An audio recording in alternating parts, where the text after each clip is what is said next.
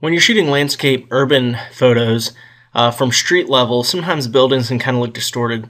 If the building is actually the same width at the top and the bottom, and it looks smaller at the top in your photo, that just means that some perspective of the lens is causing the farther away area to be smaller. And you might like that look, but if you don't, if you want to fix it where the top of the building is the same width as the bottom, here's a quick tip how to do that. Go ahead and open up the two support files. I have the links in the description, Creative Commons photos. Go and go to Filter and then Lens Correction.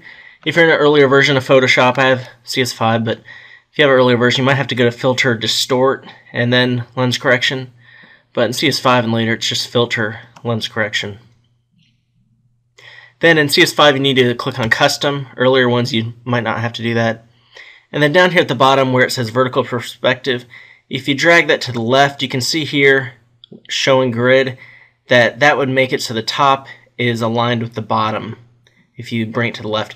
Now, if it's a lower resolution file, if the pixels per inch aren't very high, it might start to look blurry or pixelated at the top if you stretch it too much. And if you bring it the other way, you can actually distort that look so that the top looks really smaller than the bottom. That's just what the vertical perspective does. All right. And the other example, same kind of thing. This building might actually be smaller at the top than the bottom, I'm not sure, but regardless, you can just go to Filter, Lens Correction, Custom, and then Vertical Perspective. Again, bringing that over to the left makes the top part a little bit closer width to the bottom. Once you're done, you just click OK.